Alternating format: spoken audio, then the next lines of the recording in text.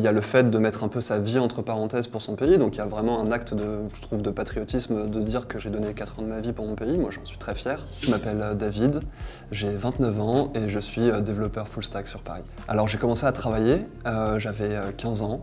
J'étais pâtissier chez les Compagnons du Devoir, donc j'ai effectué mon apprentissage. J'ai fait le choix des Compagnons parce que c'était une association qui était très connue et qui était extrêmement prestigieuse pour moi, dans le sens où il fallait absolument mettre en avant le travail, en avant l'artisanat français. Je voulais le meilleur pour moi-même, je voulais le meilleur cadre pour apprendre et évoluer dans ce métier-là.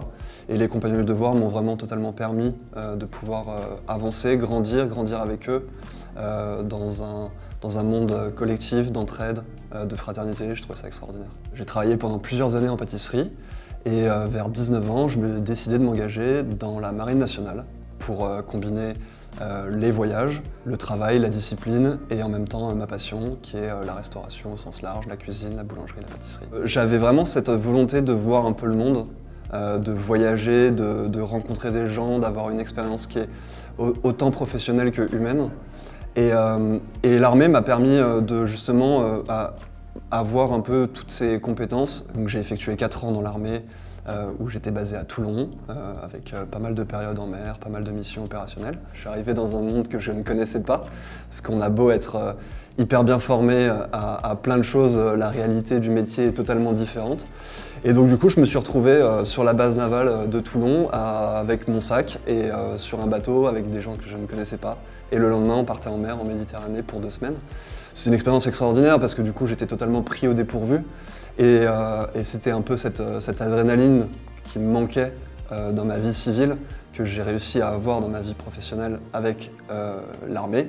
Et c'était extraordinaire, donc j'ai rencontré des gens fantastiques, j'ai travaillé dans des conditions aussi extraordinaires comme on peut l'imaginer en mer, sur un bateau qui bouge avec tout qui bouge, des frigos qui bougent, des plats, des assiettes qui sautent, enfin c'est extraordinaire.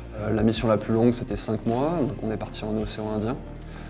Donc c'est 5 mois avec des escales bien évidemment, c'est pas 5 mois c'est pas 5 mois en mer, mais c'est 5 mois avec des escales.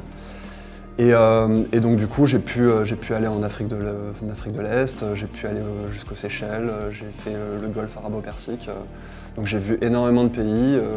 Je restais entre 24 heures et 7 jours, ça dépendait vraiment des ordres de mission. Et toujours avec plein de gens autour de moi, toujours en travaillant, toujours en faisant des pâtisseries, des croissants. Tout le rythme qu'on peut avoir sur un bateau, il est souvent régi avec un ordre de mission. Donc on a des tâches à effectuer tous les jours sur un bateau et la vie du bateau se fait en fonction de cet ordre de mission. Donc il y a une caractéristique qui est très professionnelle et militaire, et après il y a la caractéristique sociale qui est hyper intéressante, c'est-à-dire qu'on se retrouve projeté sur un bateau avec plus de 200 personnes, et ça va être nos compagnons pendant 5 mois, donc on apprend à se connaître, on apprend à se découvrir. Personnellement, moi j'ai vraiment appris à me connaître pendant ces moments-là, et en même temps j'ai appris à découvrir des gens qui venaient d'horizons différents, d'une culture différente, d'une éducation différente. Alors du coup, au bout de 4 ans, moi j'ai décidé du coup d'arrêter mon contrat, parce que du coup c'était un contrat de 4 ans avec l'armée. J'ai décidé d'arrêter mon contrat, enfin de ne pas le poursuivre, pour plein de raisons, des raisons qui sont personnelles, mais des raisons qui sont aussi familiales. Il y a l'éloignement, il y a le fait de mettre un peu sa vie entre parenthèses pour son pays, donc il y a vraiment un acte je trouve, de patriotisme de dire que j'ai donné 4 ans de ma vie pour mon pays. Moi j'en suis très fier. Et donc du coup l'objectif c'était vraiment de me découvrir, ce que j'ai fait pendant 4 ans avec l'armée, et puis après de partir et de voler un peu de mes propres ailes en ayant un peu dans mon sac à dos une expérience un peu hors du commun. Donc là je me suis retrouvé à Londres, dans une ville qui va très vite, beaucoup trop vite même. Donc le retour à la vie civile était assez complexe parce qu'on évolue, quand on est dans l'armée, on évolue, on vit avec des militaires tous les jours, même quand on n'est pas en mer, ou quand on est à terre ou quoi que ce soit. J'étais en colocation avec des militaires, donc on vit, on mange, on dort toujours avec l'armée. Le retour à la vie civile, on se retrouve un peu seul. C'était vraiment la difficulté, c'est-à-dire que du jour au lendemain, on se retrouve un peu seul. Et en même temps, ça fait du bien aussi de se retrouver seul. J'avais besoin de ça. Et Londres, du coup, m'a permis un peu de me redécouvrir sur une autre facette. de redécouvrir une autre facette du métier aussi. J'ai vécu une expérience professionnelle qui était beaucoup plus exigeante, où on travaillait sur des grosses quantités. Après 1 an à Londres, je suis rentré à Paris et j'ai continué à travailler en pâtisserie. J'ai travaillé pour un restaurant à La Défense, où j'étais sous-chef pâtissier également. J'ai fait le choix après de quitter la pâtisserie pour m'orienter vers une expérience plus culinaire et plus dans la création culinaire. Et c'est là où j'ai postulé chez Kitok. Ils m'ont refusé la première fois. Et j'ai repostulé 1 mois après. Et ils m'ont accepté. Comme quoi, il faut persévérer, il faut insister. Et j'en suis ravi. Et je suis très content qu'ils m'aient laissé cette chance et cette opportunité. Parce que du coup, je me suis essayé à une autre facette du métier qui était plus, on va dire, la facette de création, donc création pure, où on devait élaborer des recettes pour des paniers à cuisiner. J'étais aussi en charge de la partie du stylisme, donc du coup, je travaillais avec une photographe.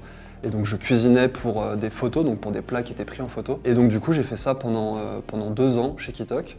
Et à l'issue j'ai fait du coup ma reconversion avec le wagon pendant 6 mois en temps partiel. Donc je cumulais mon travail chez Kitok en tant que créateur culinaire et le soir et les week-ends j'apprenais le développement web. C'était une volonté de ma part parce que c'était plus ou moins ma deuxième passion.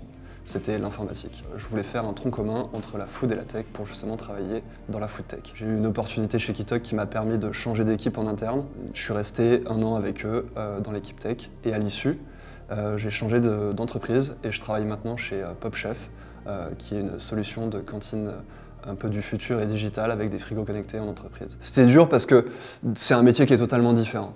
C'est un métier qui est totalement différent. On est entouré tous les jours, on est entouré d'informatique, on est entouré de son téléphone, de son ordinateur, que ce soit au travail ou même de façon personnelle. Et en fait, on ne se rend pas forcément compte de ce qu'il peut y avoir derrière, des impacts qu'il peut y avoir. Et en fait, n'importe quelle reconversion, à partir du moment où elle est faite avec le cœur, je pense qu'elle sera belle et elle sera cool. Pour conclure, moi, ce qui m'a toujours motivé et un peu aidé, c'était de me lever le matin et d'aller au travail avec le sourire. C'est vraiment un peu mon leitmotiv et je me suis toujours promis que c'était vraiment mon objectif premier, c'était de jamais aller au travail à reculons. Pour moi, c'est essentiel de faire les choses avec son cœur, de faire les choses avec ses tripes et être patient, être vraiment patient. Il y a plein de choses qui mettent beaucoup de temps à arriver. Pas considérer le travail comme une corvée, mais vraiment comme un moyen de s'épanouir, un moyen de grandir. C'est essentiel de grandir et d'apprendre tous les jours. Je pense que le jour où on n'apprend plus, c'est rédhibitoire pour la suite, quoi.